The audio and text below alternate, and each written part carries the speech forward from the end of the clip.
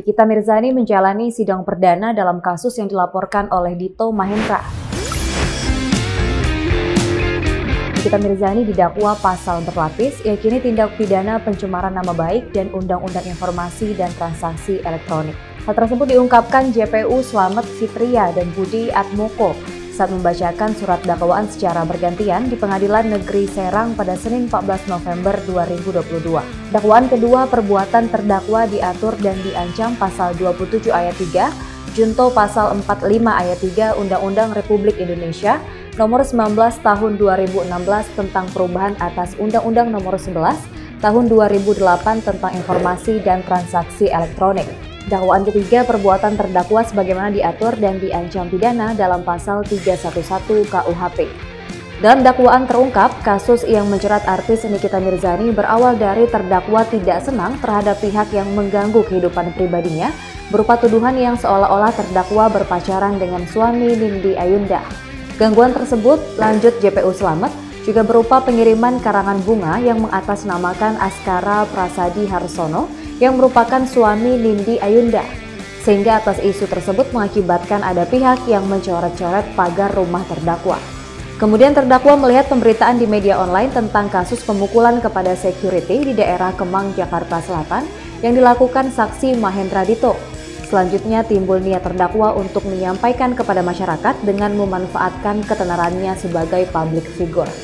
Kemudian pada hari Minggu pada 15 Mei 2022 sekitar pukul 15.10 waktu Indonesia bagian Barat dengan menggunakan akun sosial media Instagram miliknya @nikitamirzani_172 mendistribusikan dan mentransmisikan dan membuat dapat diaksesnya informasi elektronik dan atau dokumen elektronik.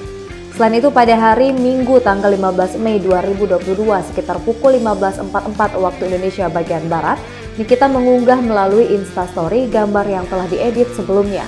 Menanggapi dakwaan tersebut, pengacara Nikita Mirzani, Fahmi Bashmit, meminta untuk mengajukan eksepsi atau keberatan pada Senin 28 November 2022. Pembacaan tadi, kalau pembacaan dakwaannya luar biasa. Sehingga saya pun tadi itu sempat bertanya kembali, apakah tidak salah ketik tentang adanya kerugian 17.500.000 sehingga membuat kehebohan di dalam kasus ini yang menyebabkan Nikita Mirzani harus berurusan secara hukum. Anda mendengar sendiri kejadiannya, Anda mendengar sendiri dakwaannya, dan Anda bisa liput tadi. Yang jelas yang paling takjub itu adalah kerugian 17.500.000 yang sempat kami pertanyakan, ini benar atau salah ketik? Nah, itu yang kami tanyakan tadi. Yang lain-lain sudah jelas bahwa Nikita tidak ada niatan dan itu sudah direken. Jadi jaksa secara gentle menyatakan, membenarkan bahwa Niki hanya memposting, Niki hanya menghimbau.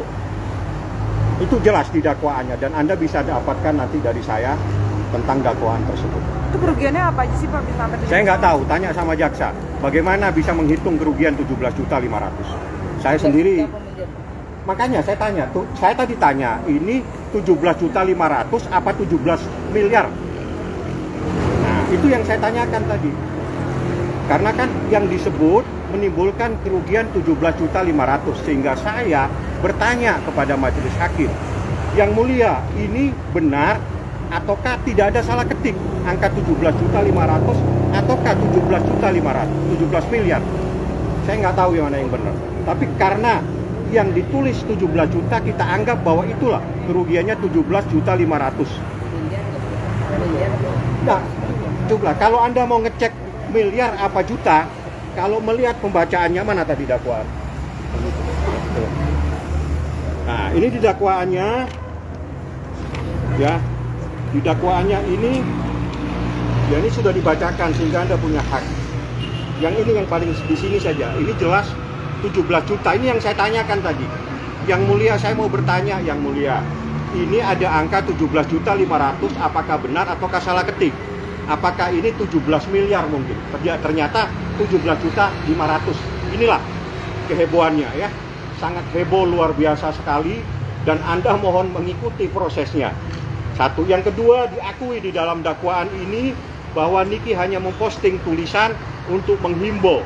Ternyata ada kasus itu benar. Saya sudah baca BAP-nya di berkas perkara, memang ada seseorang yang melaporkan pelapor. Dan itu ada di berkas. Artinya apa semua yang disampaikan oleh Niki dibenarkan oleh jaksa. Nah, kalau memang semuanya dibenarkan dalam dakwaan, kenapa perkara ini harus disidangkan? Apa yang dipaksakan ini perkara?